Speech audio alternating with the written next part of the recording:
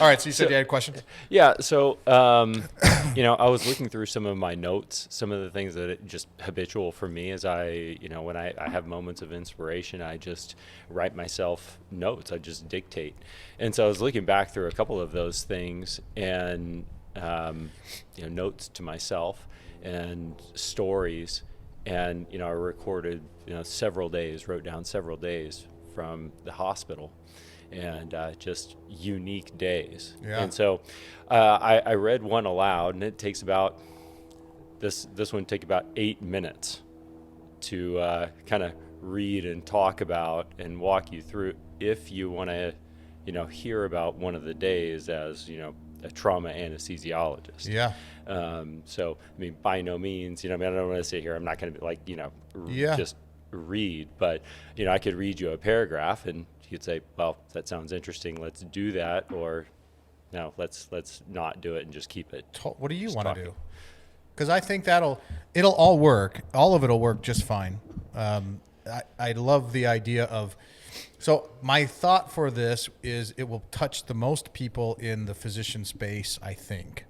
We're going to title it something about physicians in finance, physician lifestyle, something where physicians are going to go, I might want to listen to that on the drive to work. It's another doc talking about certain things, right? That's where I think the biggest impact is going to come. Plus, it's kind of what you're going for. You're on this crusade kind of to help those guys, right? Right. Now, if we want to make it more geared towards the individual, there's going to be some things we talk about in the finance world that they're not going to be able to relate to. So dragging those people in through that kind of story might be perfect. Yeah, I mean, I think it should appeal to your audience and then this audience specifically. So my audience is going to go, because they just want to know how to get rich and stay rich, basically, right? They're trying to get tips. So a lot of that finance stuff, they're gonna hope that they get to one day, and they'll gravitate on towards that. But I think now that we're just talking about it out loud, we should go through a day in the life for sure. I think that's a cool idea, Right, and with all the gory details. Yeah, do it because I think that's what catches people. Yeah, for sure. All right, that was question one. That was the easy one. No, I think that's it. Just because having a phone, because this particular day was over 2 years ago. And so, I've got details. This is why I write things down so that I remember the details. And so, I'll be able to just tell the story, but I'll be glancing. So it's not going to be like just reading word for word, but, referencing for some of those, minor details that just get kind of fuzzy over time. Is that, is that story that you'll tell, is that common, or are those the very, very unique? In other words, you see this kind of thing on a somewhat regular basis, or is this like, hey, I've been in practice for 20 years. This has happened one time? No, common, but a unique day that so much happened on the same day. So, okay.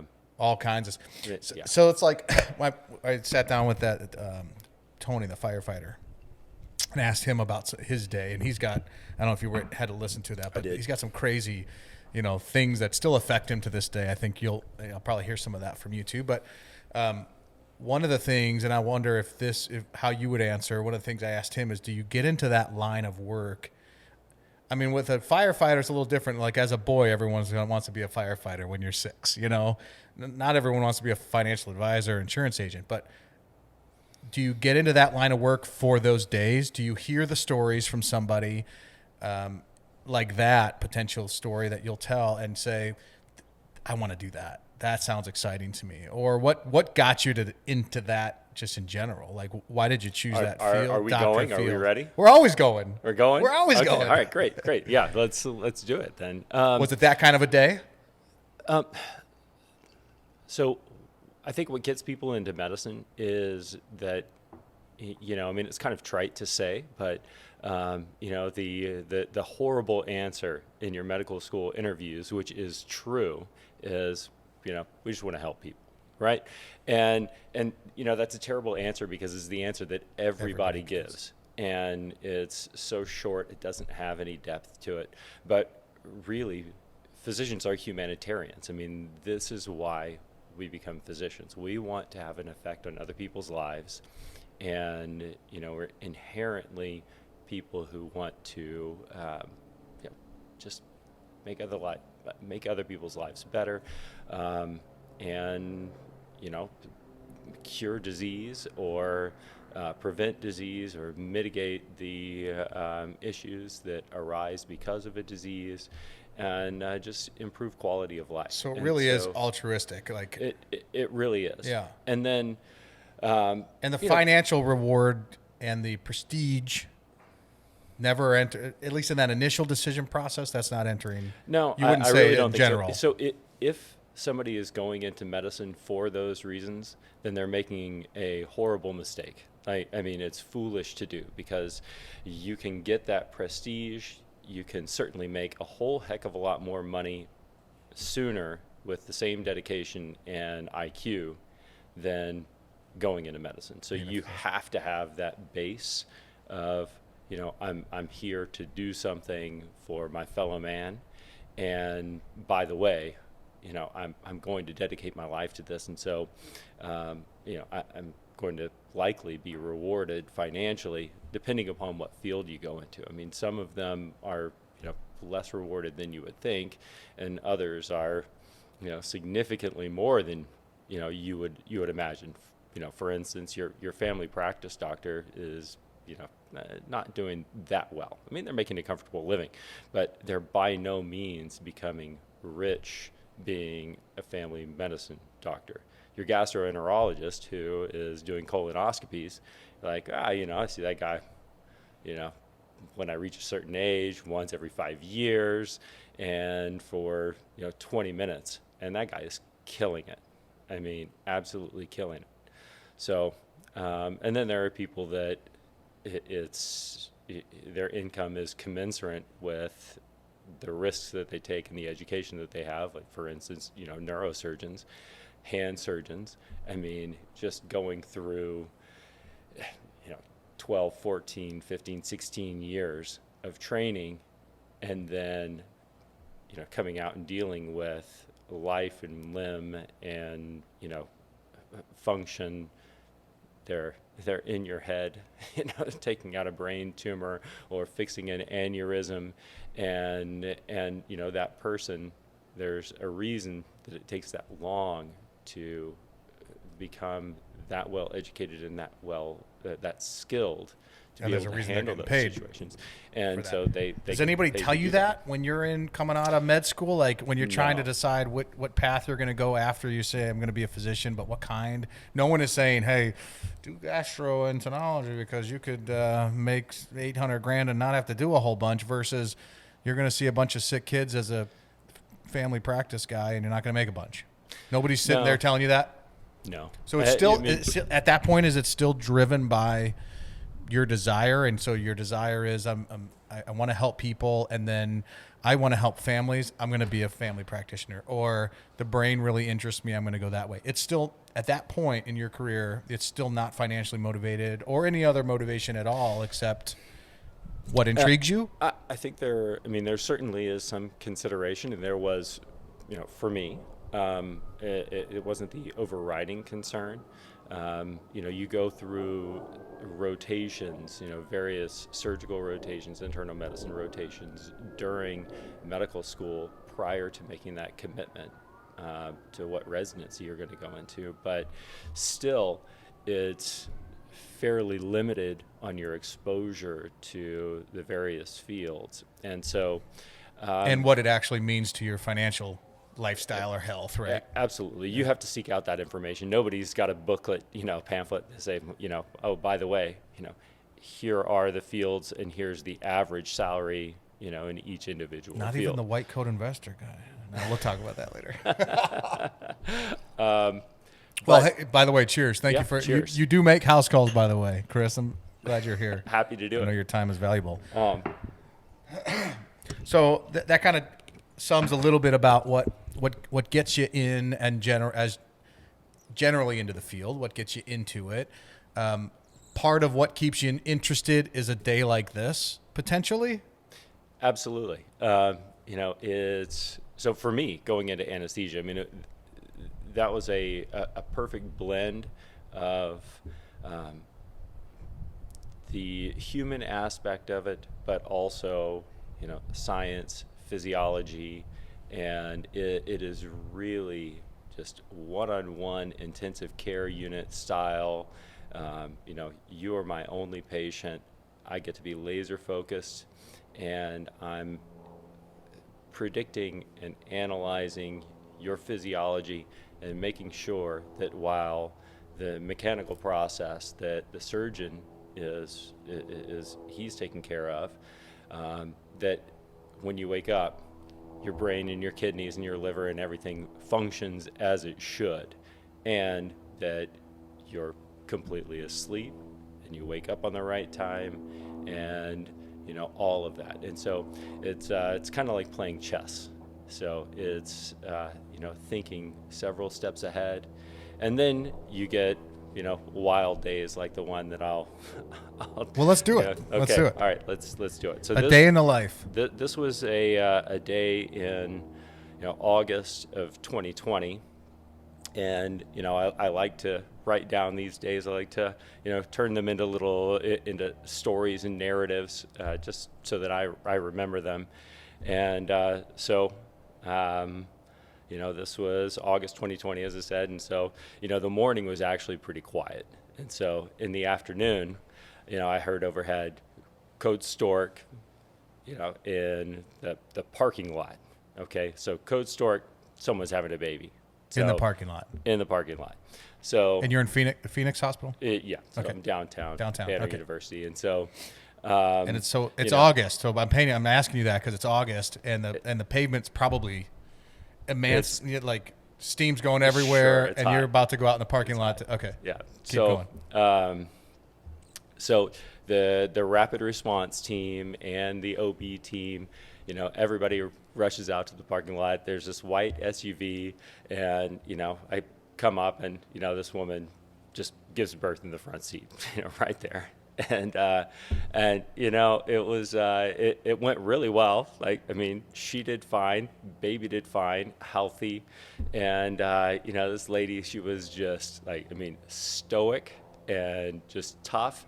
Like, after giving birth in the front seat of this car in the parking lot, she stands up of her own accord, walks over, gets in the wheelchair, gets wheeled into the hospital. And so that was the start of my interesting day, and I knew it was going to be a good one because these things, like, for whatever reason, it's never just the one thing. They come in pairs or triplets. Exactly. And this is mid-morning now. Mid-morning, you've had a baby in the parking lot. It was early afternoon at that point, and so I was mentally prepared and was ready for a crazy day. So after that scene, where stork delivers to the front seat of an SUV a baby, then there's the next thing is code blue, or I'm sorry, not code blue, it was trauma red. So that means, trauma A, like somebody who's critically injured coming into the trauma bay.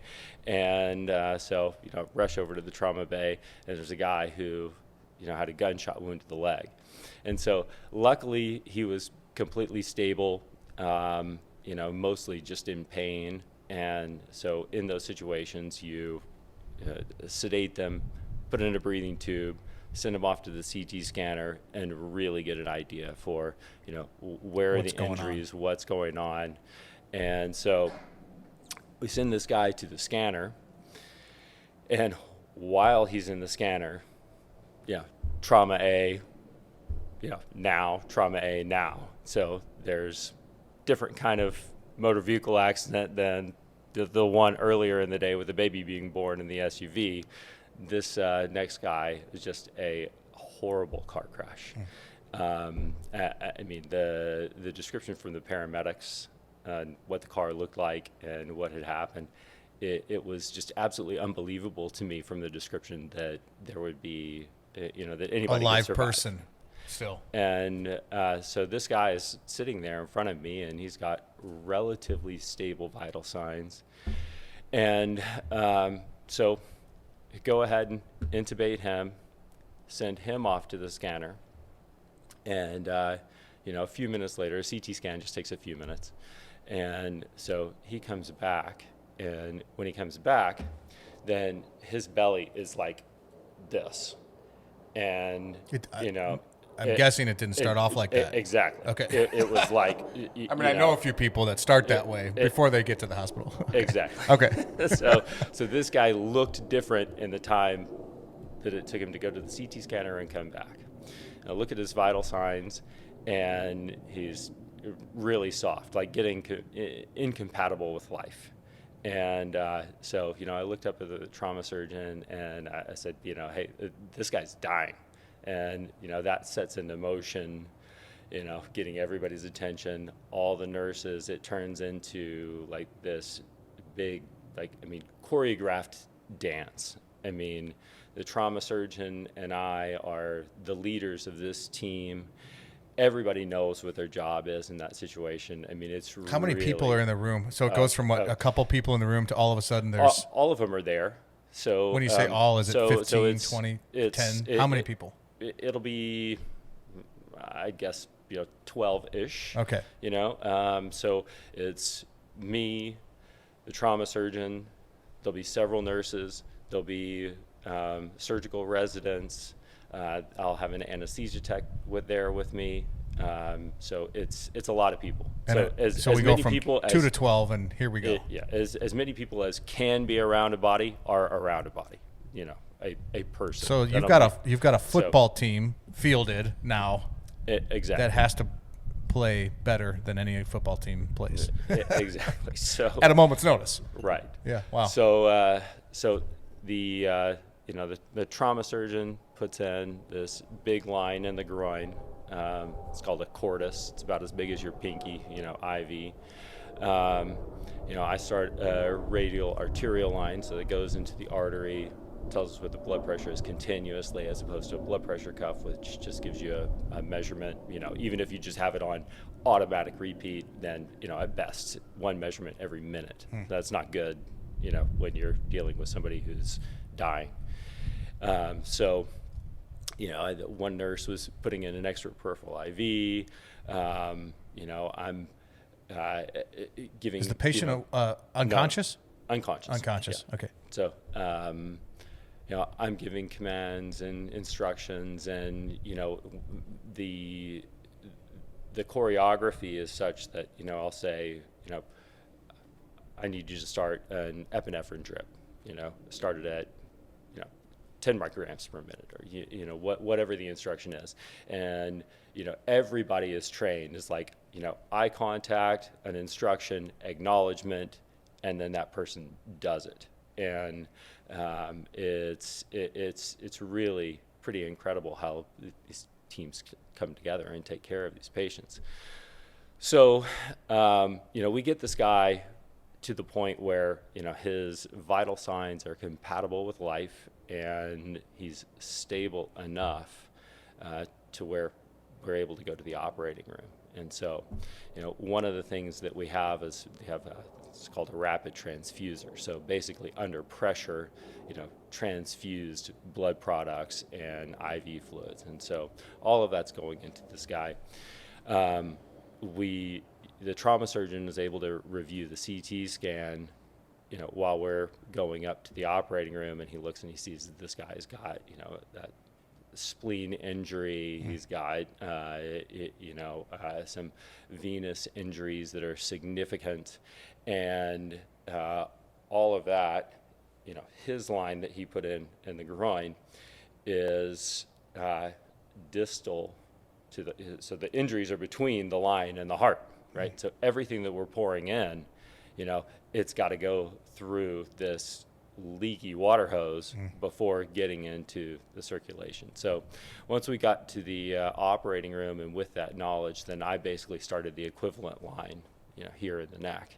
And, we had a couple of really big peripheral IVs. And we get this guy under control again in the operating room. He becomes unstable even just in that transit from the trauma bay to the operating room. And so this is a game of minutes. Absolutely. At most. Absolutely. At most. And so, by the time we get there, this guy's belly is even bigger. It's huge. But, and that's all blood, and so that part, it's actually your friend, that pressure inside the belly, because you think about it like, you see in the movies, if someone has a wound, you put your hand on it, you put pressure on it, and that stops the bleeding. Well, that pressure inside the belly was doing that for us. And so it allowed us the time to play a little bit of catch up and get prepared. So at that point, with the patient stable enough to start surgery, then, I tell the surgeon, let's go ahead and get started. And so he makes an incision on the belly, and it's like, a water balloon under pressure. I mean, blood everywhere. And you're expecting this, or no? Well. So the trauma surgeon, this is a very seasoned trauma surgeon.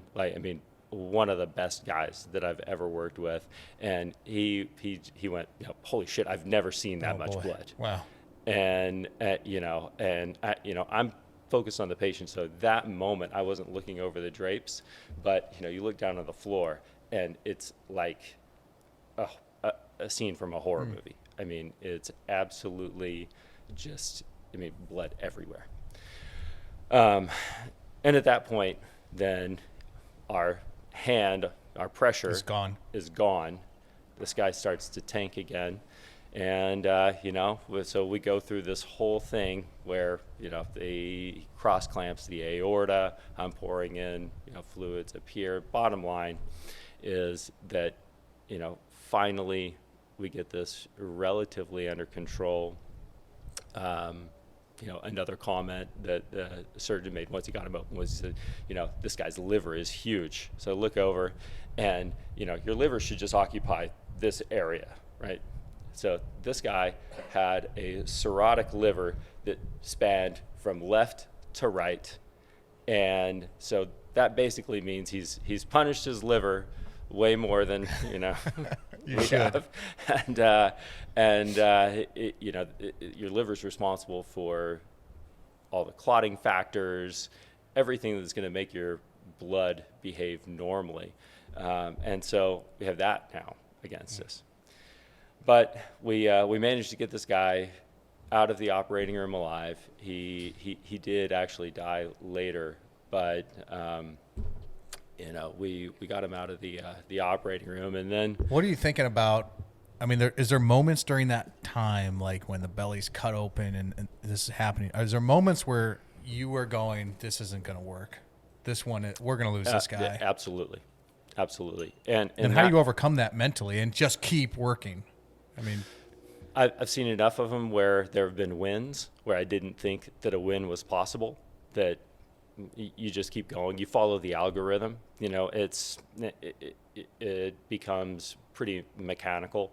You're not emotional. You don't have the time to be emotionally invested or even really think about it. You're solving a problem. Mm-hmm. Like here's a puzzle in front of you. In a game of seconds and minutes. And you're just acting and reacting. And was that different in residency? In other words, you had to build up a little bit of that callus or skin so that you just go into it? Yeah, absolutely. The first time that you see somebody who's had a trauma like this, where, or worse, where, they're cut open, sternum all the way down to, their pubic bone and, filleted open. And, it can be, a little disturbing. But, you quickly get over that, and it doesn't take but a few times where that type of thing doesn't bother me at all. It doesn't follow you? No, it really doesn't. Okay. So I think that the ones that follow you are the ones that, where the patient shouldn't have died. Like where when patients come in and they're dead, or they are, going to die with, it's pretty certain that's going to happen, then I don't feel any emotional baggage from those. So it's those where, I've had one patient that died that really should not have died, and I've had a few where I became emotionally involved, and I thought that maybe how things were handled weren't the best. So, I mean, that day goes on. We can stop there. But, no, I don't want to stop there. I want to keep going. I mean, if it gets better than this, or worse, I guess. It doesn't get better. It's just, there's kind of more of the same. I mean, it's Are you in the middle of a process with this patient and you're getting called out again? I mean, is it? No, so we finished with this patient, and then get to have some lunch. Well, I mean, while I was dropping this patient off in the ICU, had just finished checkout with the nurse, then another trauma A came in, and went down, started taking care of that patient. The trauma surgeon had another patient and another case that he had to attend to. So I was in the trauma bay with the surgical residents and managing this next patient while managing that patient just after I was pushing drugs to intubate that patient. Then another trauma A came in, and so I had to pass that patient off to the surgical resident and said, look, this guy's going to survive and relatively stable. You've got him. I'm going to the next bay. And so, I mean, it's like wartime medicine. It's being a trauma anesthesiologist in a place like this. In when Phoenix, you say that, you mean a major Phoenix metropolitan area. Then it truly is like battlefield, type medicine. And do you think that's in a sense better? In other words, you don't have time, like you mentioned earlier. You don't have time to get emotional. You don't have time to second guess yourself. You don't have time to do a lot of the things you might have if you worked out in the middle of Nebraska and had 2 patients all day for 10 hours. You just don't have that luxury, so you just have to keep. Well, no, I think the downside isn't emotional in that type of situation. To me, the reason that I chose the practice that I did and why I wanted to be in downtown Phoenix practicing in this division of my group is because I did not want my best day to be the last day of my training. Mm-hmm. So, your edge fades. If you're not taking care of cases like this, taking care of patients like this that are difficult, then, it's like anything. You just become rusty. So if you're doing these simple cases day after day, you don't see anything where a patient is an extremis, then that's where you make mistakes. If you're used to dealing with the most difficult patients with the worst physiology, then when the healthy patient, that something unexpected happens, then you just kick right into okay, I'm in trauma mode, and I've got this puzzle to solve, and I know how to solve it because I've done it 100 times in the last 3 months. So is that sustainable? I mean, you talk about being in a wartime type of a environment, sometimes daily, but certainly a lot of the days. Can you sustain that, and can you do it for decades? I think so. Yeah, I think so. I mean, it's like right now I'm not currently taking trauma call, and that was just a change of which group was covering trauma. I'd still be doing it for sure, and that's a recent change. But permanent, or will you go back to that? We'll see. Okay. We'll see. I would happily. But it wasn't your choice. In other words, you didn't say, "I've had enough. I can't." Absolutely. Yeah. Okay. So I would happily go back to trauma. I really think you like the war zone. Yeah, absolutely. It sharpens those tools, like I said, and I love the trauma surgeons, and one of them is a very close friend of mine, and just if we get to hang out and take care of patients together, how awesome is that? Yeah. So. That's great. Well, it's awesome, but it's also speaks to the human condition that you could. I mean, that description, and you're not. I'm sure not even done, but that description of that day. If I had one of those days, I would say that's enough for my entire fucking lifetime. and you're going, hey, put me back in, coach. Yeah, By the way, Super absolutely. Bowl's coming up, so I'm making a few NFL. Yeah, I'm for making a sure. few football. No, that's but isn't that interesting because it's those days normal are to you? fun. It's Those days are normal.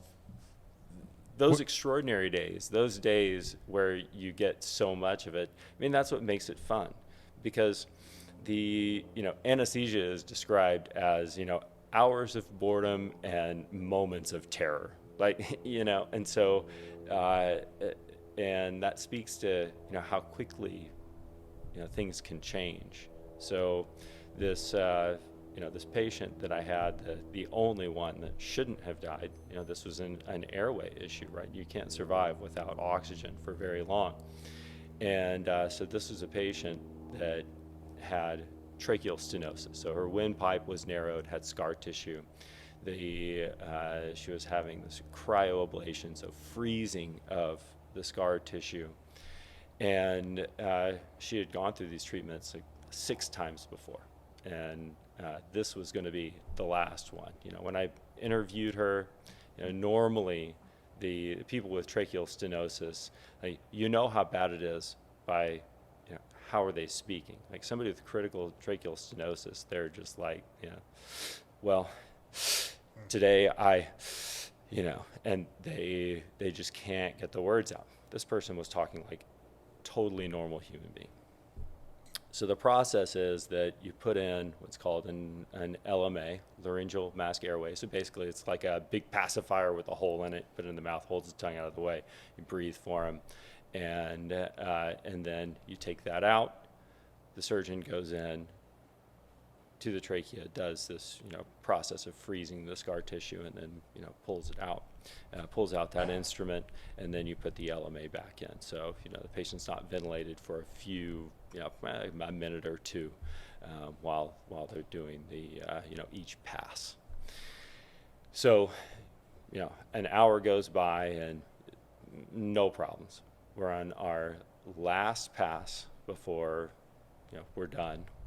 And the surgeon goes in, does his cryoablation. I put the LMA back in, and it's like trying to ventilate a brick wall. It's like no air is passing. And we did all the right things. We just at that moment, I called and called a code blue. I mean, we didn't wait for any deterioration. It was instantaneous.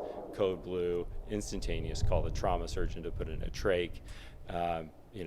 Intubate the patient. Try to get through what's going on. Put the scope down, see what's going on, and just that frozen tissue had collapsed into the airway, and now the anatomy was just completely unrecognizable. You could not see or get through this tissue and ventilate the patient. And what made it even more difficult was that it was very distal, so meaning that the stenosis was below the sternum.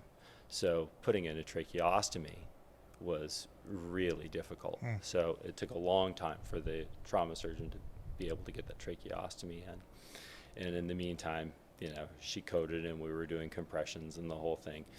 And, ultimately we got the tracheostomy, got her back, but by the time we got her back, I mean, she had irrecoverable, anoxic brain injury. And so that one sticks with me to this day, because it would be like me talking to you, and then we go into the operating room, and then you're gone. Normal person should not have died, and then and how long do you? Obviously, it's still with you today, but how long do you play that back after and go, what part of this playbook didn't work? I mean, so, with human anatomy, there's only so much you can control, right? Obviously, you can't control the ablations falling off and collapsing. So I did all of that. I went through all of what the possibilities were. And anytime there's an outcome like this, then there's institutional review. Are you talking to the trauma surgeon afterward? So you're talking to a lot of people about this afterwards. So, the only thing that would have saved her is basically you can put people on bypass. You can, and there was no way. I mean, like you can't call in the ECMO team. So it's basically instead of being heart-lung bypass, it's just lung bypass. So, if that team would have, we would have called them in before the surgery and had them on standby, but that's just totally unreasonable because this is not something that is anticipated or expected. The probability is so low that. Well, what happened was basically a never event. And so, but even still, I carry a copy of that anesthesia record in my briefcase with me at all times, and I see it at least weekly because that reminds me to be vigilant because, you can get complacent in anything, things become routine and, you can get bored doing anything. And so seeing that anesthesia record, it reminds me that, things can go bad and they can go bad quickly and you better be in your A game. So don't take it for granted. Yeah. Man, part of the war zone. You're in the war zone. So you miss it? It sounds like you miss it now because you're out of the war zone. You're not in the emergency part of anesthesiology anymore. No, but the practice is still very Keeps stimulating. I do neurosurgical cases and vascular cases and, all kinds of things that are, high risk with, ultra sick patients. And so I'm absolutely fulfilled in, the types of cases that I do. I'm not bored in any way. Okay. All right. So I asked you if it's sustainable. I want to talk about finance. I think you're on absolutely. This whole thing started because we were talking about the finance of physicians and how it differentiates from a lot of people. It's not entirely unique in that some people are high income earners very quickly. But it is unique in that it takes quite a bit of time to get there. And I think you've learned some things along the way, you personally, that you've been telling me that I wanted to get out today because I think it can help a lot of people. So usually I end the podcast by saying, what's your regrets, for your life? But let's put that in the middle because I think maybe you can share some of those things where you say, well, if I had to do it all over again from a financial perspective, what would I do? And there's young docs coming out of residency now that need to hear that. I have some doctor clients, some physicians, and what's interesting to me, and I'd like to ask you about this too, is they come to me after they're almost ready to retire, or right about when they're ready to retire. So I seem to get them when they're 55 to just before 60 years old. And it's typically because there's a reason. Something hasn't worked or there's some piece that needs to be moved in the financial puzzle that they can't figure out on their own, although they've pretty much figured it out themselves this entire time. And what strikes me as unique is, and I've told you this before, I think physicians are a unique breed in that they're so intelligent. They run under the pretense of, I can figure this out. But only when it comes to, not only, but when it comes to finance. But then you look at some other things and like, you're not changing your oil and you're not figuring out if the mechanic's screwing you because you're going to dig into whether the transmission's actually going bad or not, right? So there are folks that you'll trust, but for some reason the tax and the financial game, and I will say, I think 80 to 85% of my clients that are physicians do their own taxes still, don't engage a CPA. So I think that's fairly normal. I wouldn't have guessed. Yes, it is. And I think the only reason they would have engaged me is because there's a situation, like I mentioned. There's a situation. So to me, it's almost like I'm going on a rant, and I need to stop because there was a question in there. There is a question in there. But to me, it's like, when WebMD came out, and now there's hundreds of websites like that. And all of a sudden, you get all these people that are going, well, I'll just do it myself. Like, here's what's wrong with me. Let me go to get a medication over the counter, or I'll diet and exercise, right? But it's not that easy. And then you guys see us us, and I say that when I'm in general public, you see them when that didn't work. They tried it, Right. and then 10 years from now, they come in and they have, diabetes, Right. and they can't figure that out. And so you help them get that under control. What causes that to happen? And if you had regrets and you could go back to your residency days from a financial perspective, what would that look like? What would you tell those guys and girls? I would have started a lot earlier. So I would have immediately tailored my life and expenses to be saving a lot more, investing a lot more earlier. So, there's no discussion of finances or financial education during medical school or residency, or if there is, it's extraordinarily limited. And so, you get out and you understand, and it's like, well, I'm going to get out and I'm going to make, $500,000 a year or $600,000 a year, and isn't that great? And I don't even know what to do with all of that. I've been making 50 or 60 every year, and so yeah, I'll save and it'll be okay, and it'll all work out and happen. And there are a lot of reasons for that to be neglected.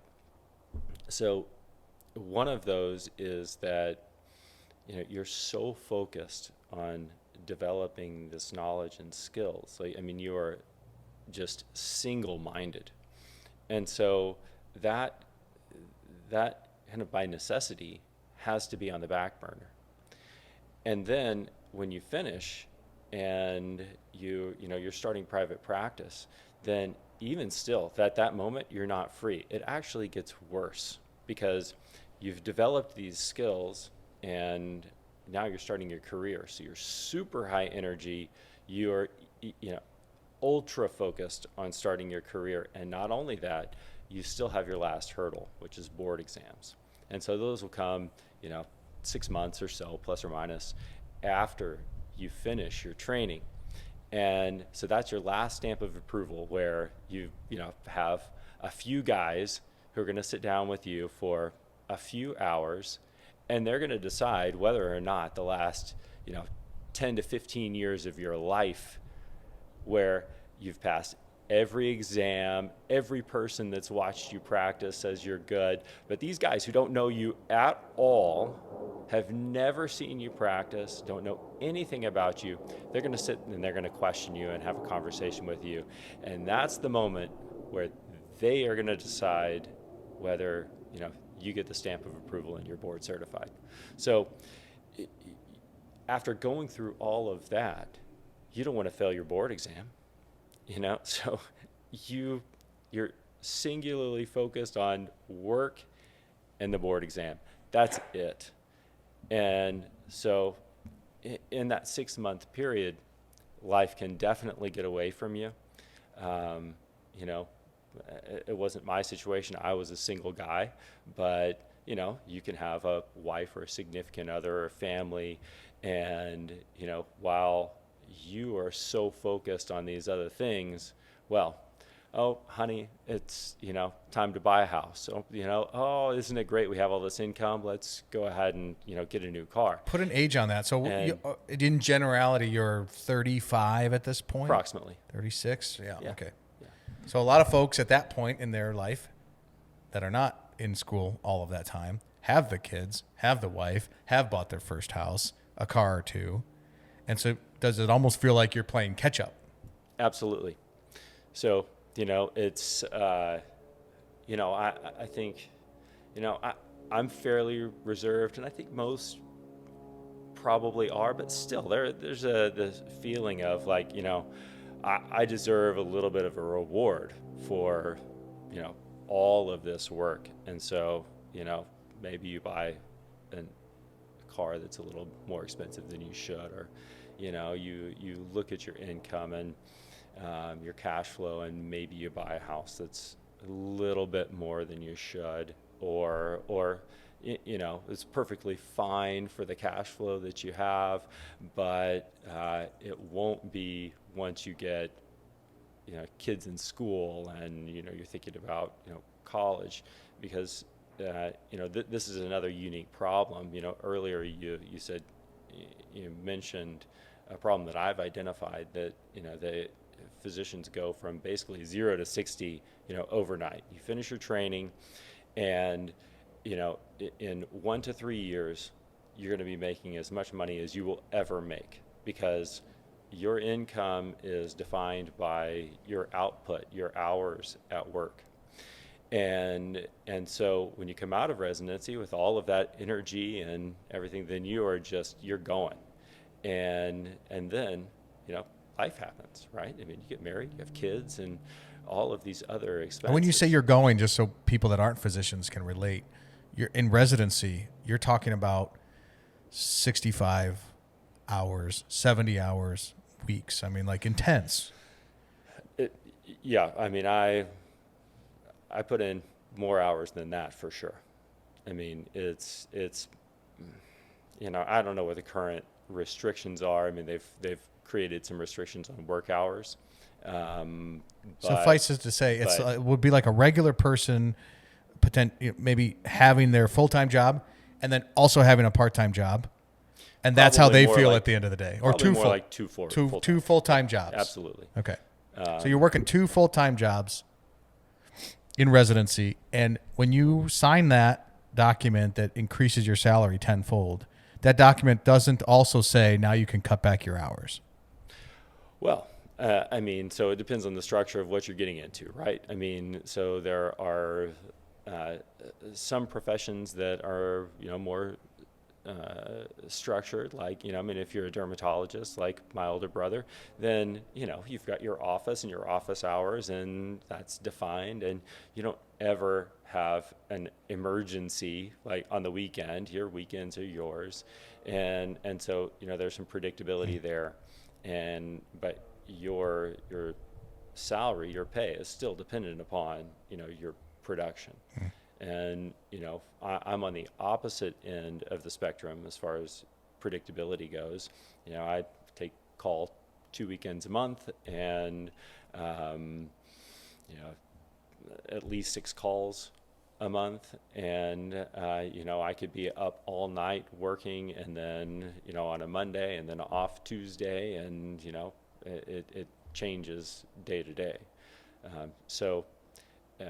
But it all is tied to production. No matter what you do, it's, you think of akin to a lawyer billable hours. I mean, it's billable hours, and that's going to determine how much money you're going to make. And that's why you say when you come out of that residency and you become an attending or go into private practice, that's the most money you're going to make in your career, because you are working the hardest you'll probably work.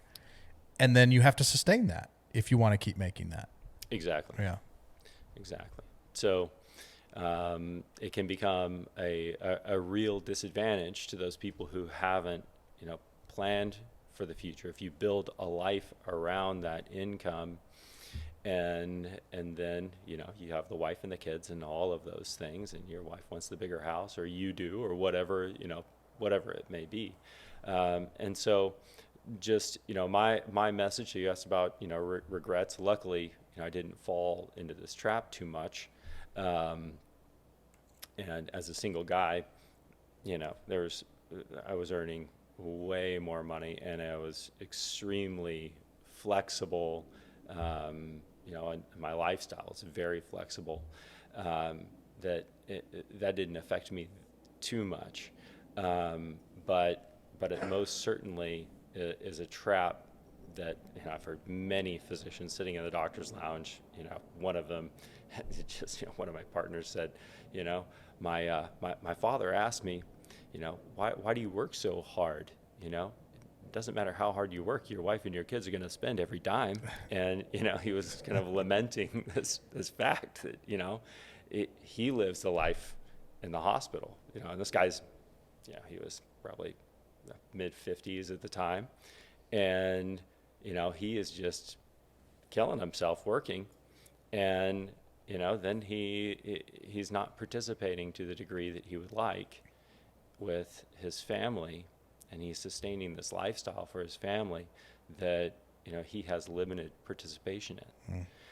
And so it's worse than financial. It's also a strain on your relationships as well. So you build in this lifestyle that has a price tag to it. Then that price tag is more than just the dollars. And why do you think so many go through that process? In other words, how long does it take? I imagine when you've dedicated yourself so much to something over so many years, you're in this residency process, which is it 4 years? Or could Depends be on the residency. Okay, so let's say 4 years. You're in this process after years and years and years of school.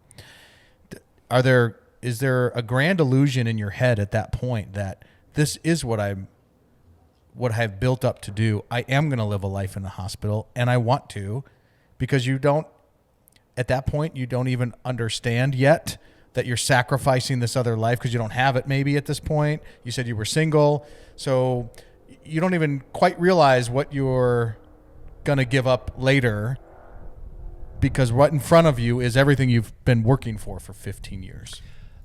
I don't think so. I don't think that's part of it. I mean, I was acutely aware of what I was giving up while I was in my residency. I can remember a couple of times. So one, when I was on the trauma surgery service, so as an intern, then as an anesthesia intern, we did a rotation with the trauma surgeons, and so we functioned as a trauma surgery intern. And one night, I'm going into this closet to get some supplies, and there's this tiny little window, and it's 4th of July, and I have no idea what time it is. I just walk into this thing, and I look up. I'm in this tiny dark room. Happens to be right at the stroke of midnight. I look over, and there's the fireworks, and it's just this realization. It's like the whole world right now is celebrating. All my friends are having a great time, and here I am in this tiny, dark closet, and it better be worth it, And so I think physicians are acutely aware, and they do have those long-term goals for, life and family and all of it. Are you working this weekend? Let's see, this weekend, I think, on Saturday. Are you? First call Saturday. Off Super Bowl, though? Yeah. Do you ever do the waste management stuff? I have a few times, but we're not going to do it this year. I've done it a couple times, and I think I'm going to I've never taken the kids. I'm going to take the kids. Have you taken the kids? No. I mean, I'm taking them tomorrow, not Saturday. But it's a show. Yeah. I've never been there on a Wednesday on the program day, so hopefully it's less of a show with my kids there. All right, so let's talk finance for physicians. So we talked about starting earlier. You mentioned maybe you might have started earlier, but you benefited from not having some of the pitfalls that other physicians might have, which is family, kids, a pressure to get the big house and the big car right away when you sign, right? Where is all the financial advice for physicians coming from? And I'm asking because we started talking about this quite some time ago, and you said you made a great point, which is when you go from residency to attending or private practice, you can 10 times your income. But at that point, you still don't have a whole lot of investable assets. In fact, your net worth is negative at that point, right? Exactly. So there's not a whole lot of financial people. And I think even the financial world kind of contributes to that, right? With physician loans that give you more than you would otherwise qualify for because they know you're good for it eventually. Right. So in the financial world, we don't help the situation. But we're also not out there going, let me give you all the advice and help we can give you because you don't really have any investable assets. That's how we make our money. So financial advisors tend to not grab on until you guys have your millions ready to go, right? So where is the financial advice coming from outside of do-it-yourself? So, I mean, it's books and blogs and podcasts and, basically it's a crapshoot. It's a do-it-yourself. I mean, some people are more engaged earlier than others. But, I tell you, the last 40 years have certainly not helped. I mean, we don't need to get into some of the more technical aspects of, the Fed funds rate and liquidity and, all of that. But suffice it to say that the last 40 years of the stock market basically doing nothing but going up has it's created and not just with physicians, but a whole heck of a lot of people who believe that, like you said, we're smart people, we can figure this out, we're going to do it ourselves. I mean, I was just talking with a couple of physicians last week that was basically their attitude. They were just like, the fees with, this company or that, and, I saw that, and, I'm just doing it myself. And, the advent of the, zero fee trades and, but so the answer to your question is there's not much real education. And these are, truly brilliant people, truly brilliant. And I think that can work against them. And me too. So I've been ultra lucky with the circle of people that's around me.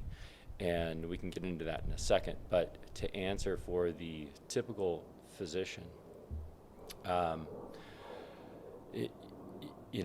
really think that what needs to happen is they need to engage a financial advisor, find people like you guys who really have their best interests at heart. So talking about my circle, my father-in-law is a financial advisor. And my father-in-law worked for one of the largest firms in the United States and was a branch manager for, 5 years before I know him. So for, 15 years. And moved out of that position recently in anticipation of retirement. But,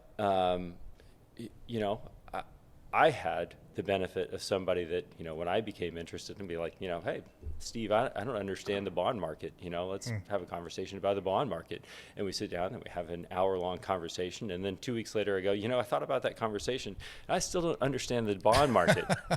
Can we talk about the bond market again? And we have another, hour and a half conversation. And then I get, a 10% understanding of the thing that I'm trying to understand that he has, 40 years of experience with. And so I've been particularly lucky. I've had people around me that, protect me and guide me and answer my questions and give me their time. But the advice to a physician coming out of training is that, you need to engage somebody while in residency so that you can have a plan for when you finish residency. And, like you said, it's tough because who wants to listen to somebody who is negative, right? Who wants to listen to that person and invest their time and understand that the reward for the financial professional is 5 years down the road, before there's any real income from the wealth that this person is building, even though that over the course of their career, when the people that are coming to you that are, 55, 65, that are ready to retire, that, they're probably talking about several $1 million that they're bringing to you. But that several $1 million could very likely be 2 to 3 times as big as it is if they just had somebody to manage it and say, here's your schedule. This is what we're going to do. And if we need to adjust the plan, we'll adjust the plan. But, let's begin here. Here's where I see your financial aspirations. Here are your goals, and we're going to meet those goals. And let me show you how these different paths work. And, having somebody who's really in your corner. It was such an eye-opener for me having the discussions that I did with my father-in-law about, the typical financial advisors, their depth of knowledge, the fee structures, and their incentives. I mean, it's truly unbelievable. I mean, you think that you're, let's just, we go with one of the, big names. We're gonna go down to, Wells Fargo or whatever, and we'll find some financial advisor, and here you go. We're going to open an account, and the person who opens the account doesn't know that there's somebody who's selling a particular investment to the financial advisor, and that person is telling the financial advisor, okay, well, here's your incentive structure, and if you sell this much of this particular investment, then here is your reward. And so the financial advisor is incentivized to do something that may not be in the best interest of their client, but in their own best interest in, getting a trip to Hawaii or whatever it may be. And, that's just totally opaque to clients and to physicians in particular. And so, and the industry's wrought with that. So I will say, I mean, and I'm in the financial industry. That's the only industry I've known for 22 years. I kind of fell into it by accident. I'm grateful to be in the industry, but having looked around the industry, and part of my job is to help financial advisors do their thing. And the lack of education and oversight is absolutely appalling. I can say that sitting in the chair of one of the guys. It's scary. It reminds me a lot of, so I always think about the pharmaceutical companies coming to the doctors and with all their gifts and all their lunches and all their, here, sell this drug, sell this drug, sell this drug. It's no different than a mutual fund company coming to a financial advisor, as you said, and say, hey, sell me this much, you can go to Hawaii, right? There's this pressure from the outside forces to push a product. And typically, if you have to push a product, it's not a good product. That's kind of my motto. If it's being sold from a multi-level marketing organization or some other facet of someone's has to get paid an exorbitant amount in order to sell it, it's probably not worthy to be bought, right? It won't sell itself. That's all over the financial industry. The problem that I have, or it's not even a problem that I have, it's something that I think I've come to realize since you and I have been talking, is you're getting financial advice. When I say you, I mean physicians. I think in the discussions we've had, you're fairly knowledgeable in the financial space, and maybe that's in part due to your father-in-law. Absolutely. But what everyone else is getting, and it was interesting when we sat down with your one of your residents at the hospital last week or 2 weeks ago, and to hear some of the things that he was saying made me understand that there is financial advice being given to you guys. It's coming from a really good marketer. And that's really hard to Dave Ramsey. Let me break this down a little bit. Dave Ramsey says what? Pay off your debt, right? Don't do certain investments. Don't have any debt. Get your credit cards down. Buy cars with cash, these kind of things. Well, when you're talking about someone that lives paycheck to paycheck, that's incredible advice. Yes, absolutely, pay your credit card debt down. But when I listened to Dave Ramsey, I started to understand that the folks that are calling into his show and the folks that need his advice are very specific people. They are not the top 1%, 2%, 5% of earners that have wealth accumulated. They are the folks that are trying to get out of debt, living paycheck to paycheck, and are struggling to have a coach and a mentor for that specific purpose. So then I picked up a book called The White Coat Investor.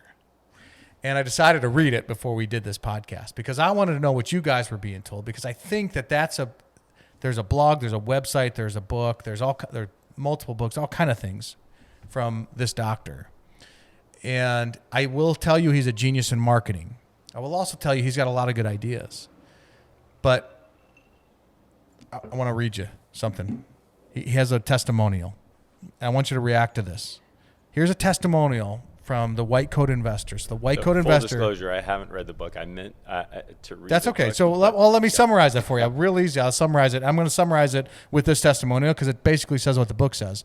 It's an easy read. So I'll give the doctor that for sure. I think his name's James, Dr. James. It's an easy read, and there's a lot of great principles in it. There's no doubt that there's some great principles. What shocked me, or what surprised me, I think, is the level of depth that the book doesn't go into, I guess.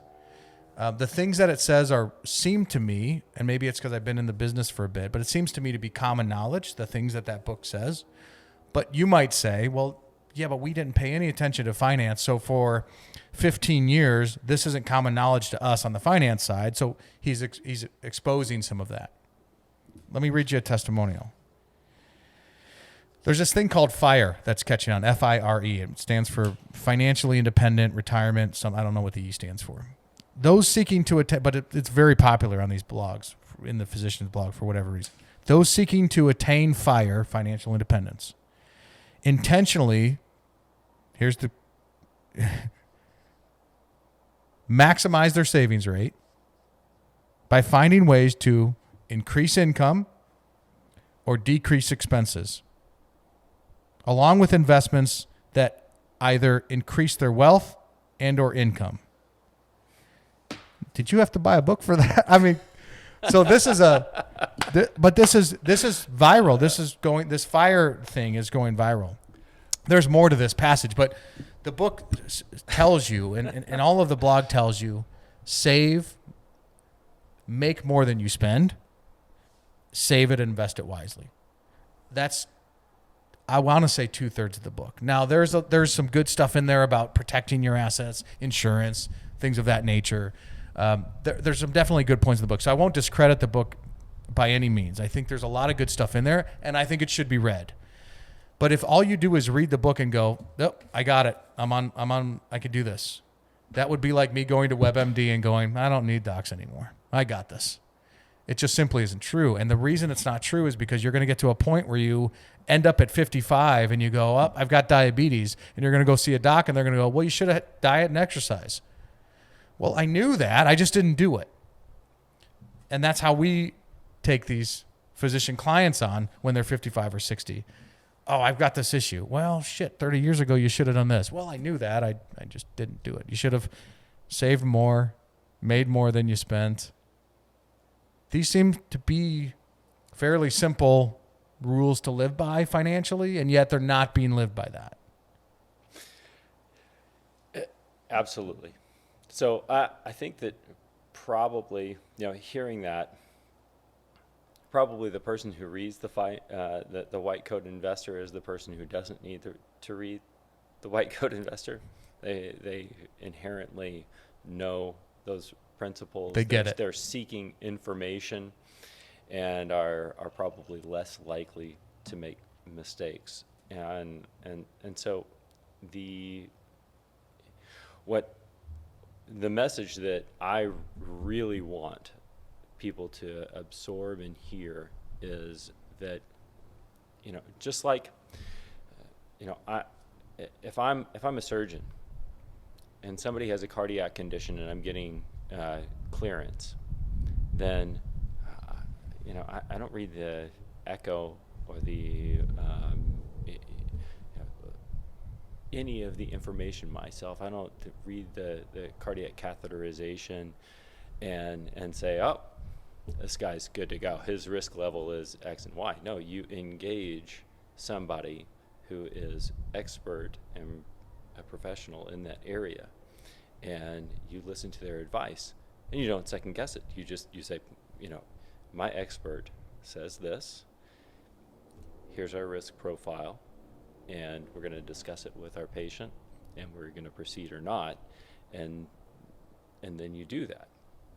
And so the same thing with your financial advisor. So I think 100% of physicians, I think if you put them with an equal interest level into finance, then they would probably all be in the top 50% or 25% of financial professionals. So the intelligence is not the issue. What's the issue is time, interest, and access to information. And physicians just don't have that. So you're engaged into something else. You want to take care of your patient. You're a physician. So engage somebody who is a professional and find somebody who truly has your best interests aligned with theirs. So, I hesitated to say like your best interests at heart. Like, I mean, it's not really that. Find somebody where your interests and their interests are aligned, where you win when they win, and vice versa. And someone who has the education and the experience, like your father-in-law, that's been doing it. One thing when we were talking to your friend in the break room, or the doctor's lounge, they don't call it a break room. Apologize, doctor's lounge. We had a dialogue that rang true to me, which is I said if I could have the first 10 years of my clients back to redo, knowing what I know now, I probably would have some of them back. Not all, but some of them. And he looked at me and he said, me too. Which makes me understand that if you've got to have that experience, real life experience. You can be book smart. There are degrees in financial planning, and there are further education you can do to have some initials after your name. But if you don't have that real world experience in trading and planning and advising, that's sometimes the only way to know. I mean, when you get into a body like that, you mentioned your story earlier today, which is something you have never seen before or had never seen, and maybe since, but you've been in the business a long time, but it took that long to see that particular case. Well, now if you see that particular case again, hopefully you don't, but if you do, you're going to know what to do. And 99% of the other folks, the physicians that haven't seen that, won't know as well as you do what to do. They might know the book of what to do, but you've seen it and you've been a part of that. And I think there's so much real world experience that's valuable. So finding the right advisor is huge. You've got to find someone that has the credentials, that's an actual advisor. You can't find an insurance agent. And unfortunately, there's a lot of insurance agents that masquerade as financial advisors when all they can do is sell insurance policies. You've got to find someone that's an actual financial advisor. I think we agree with that. But more importantly, I think you have to have a coach. Like, I thought about this a lot because I'm trying to unlock this with you, which is how do we get these residents to become financially independent quickly so they can take their foot off the gas if and when they ever want to and not be beholden to that my hour is worth this.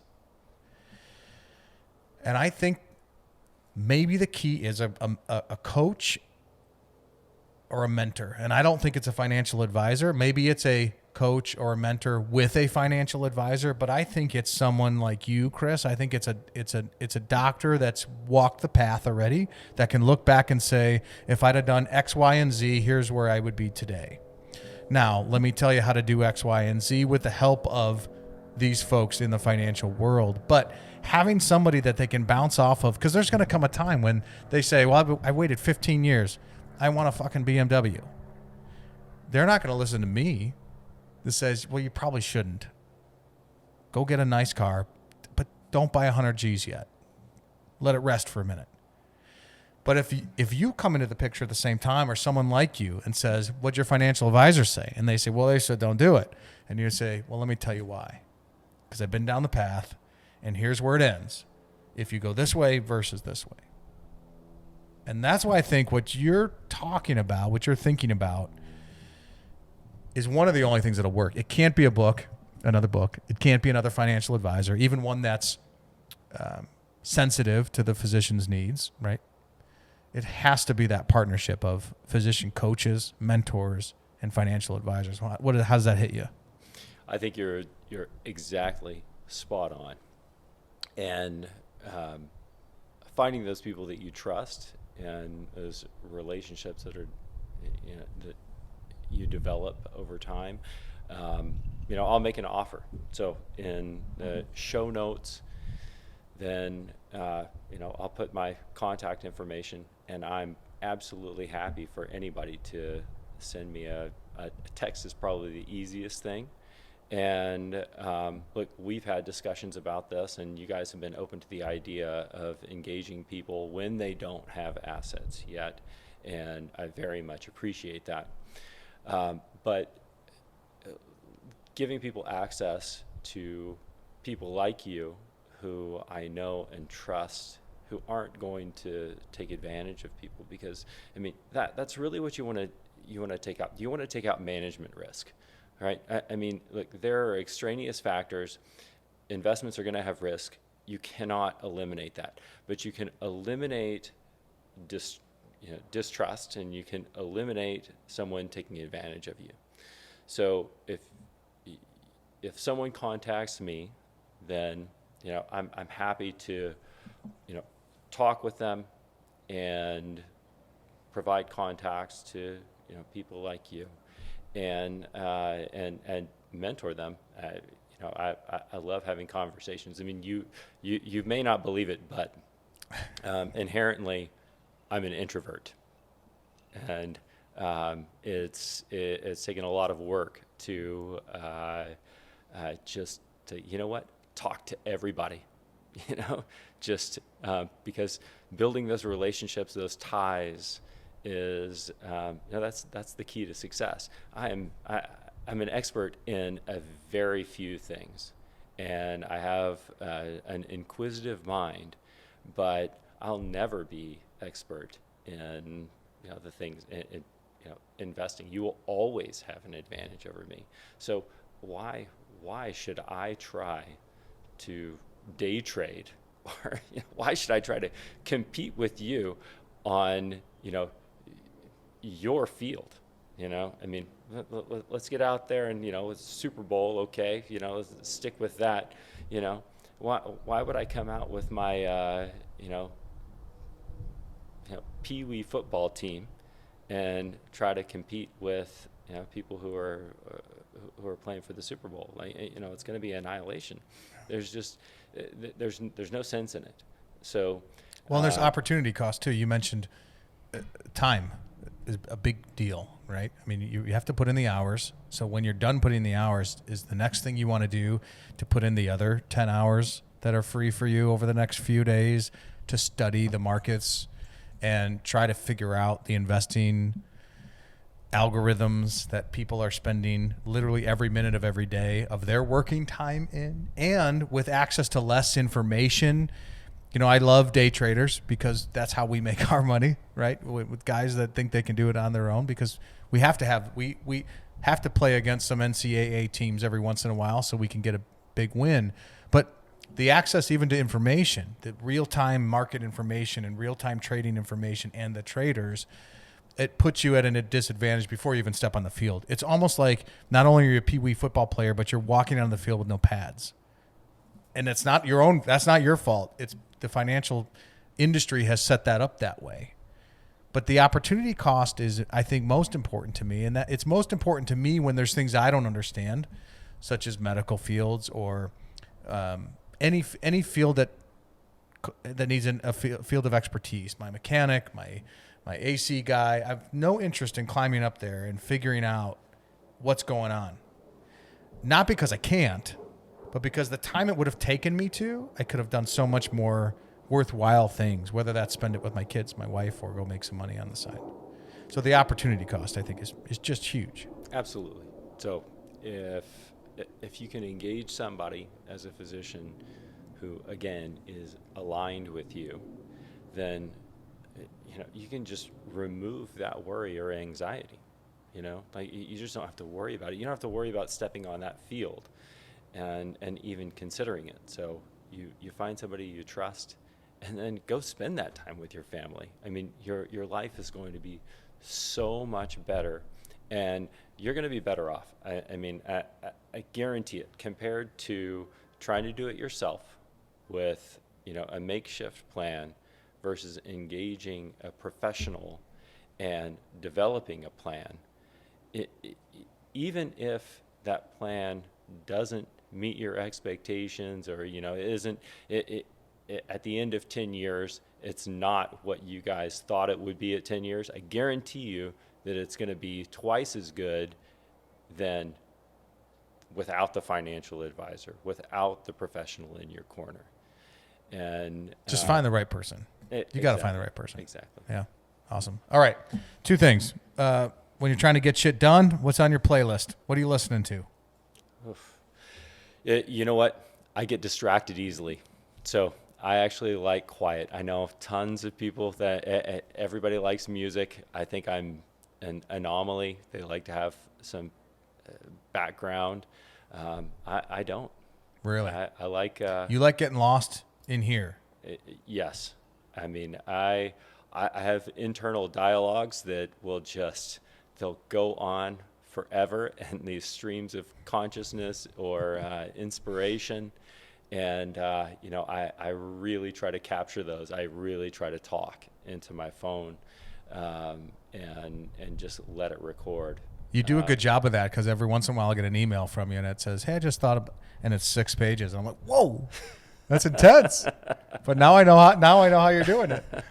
That's awesome. Yeah, just you think, speak, and then I go back and revise, and I say, well, that was a terrible idea. Let's delete that, or that's a terrible idea because, and that gives me we'll some fix insight. it up. Yeah. And that reminds me of, I think an important and pivotal book for me was Think and Grow Rich. So your thoughts dictate your speech. Your speech dictates your reality. And if you don't understand that, if that doesn't ring true to somebody who's listening, then you just sit down and really think about that, because you really do create your reality. Yeah. And your reality truly is created by what you say. So if you think, okay, well, I have this great idea. If that idea is never spoken, never bounced off somebody else, and you just keep it inside, then it will absolutely not materialize. But the moment that you talk to somebody else about it, then maybe it's a good idea. So I mean, if it's a terrible idea, then it can it can die right then. Somebody can say, this is a terrible idea, don't pursue that, and this is why. And then you can either recognize it's a terrible idea, or you can have a rebuttal, and that will strengthen your reality. But you got to get it out there. You have to put it out there. You have to.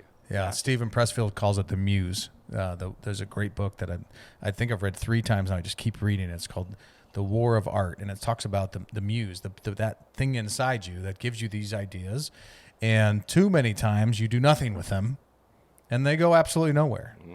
And eventually that muse becomes quieter and quieter and quieter. It's almost like a relationship that you might have. If someone's talking to you and you're never engaging, they're going to stop talking. But if they talk to you, if this is talking to you and you say, well, I'm going to honor that, I'm going to put it down on paper, I'm going to speak it to somebody, let's talk about it, let's bat it back and forth, then all of a sudden that voice gets more confident and more strong, and more ideas start to flow in. So don't ever stop doing that. Absolutely. What's the, if this was the last conversation that your kids listened to, what would you tell them? Don't be afraid to be foolish. So, along with these ideas that we're talking about, just expressing yourself. So if you're afraid to be foolish, if you're afraid to be embarrassed, then you're going to go nowhere, because your good ideas will never be expressed. And so I think about things in terms of what's the cost, and what's the downside, and this translates into medicine in the operating room. But what's the downside of expressing an idea? Who cares if somebody thinks you're foolish, your idea is bad? What's the downside? Nothing. If you have some internal strength and strength of character, because when you express that idea, if it happens to be foolish, if it happens to not be a good idea, then that other person is a sounding board for you, and you get to realign and you learn something. I treasure those times when I'm proven wrong far more than the ones where I'm proven right. I actively seek that out.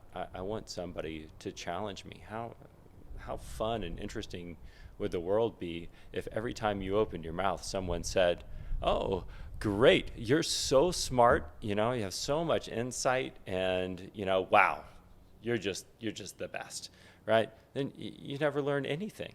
No, it's the guy that says, I think you're wrong. Let me tell you why. And then there's this engaging back and forth where you have different perspectives and ideologies, and it becomes a fascinating conversation. And that's how you awesome. learn and grow. Don't be afraid to be foolish.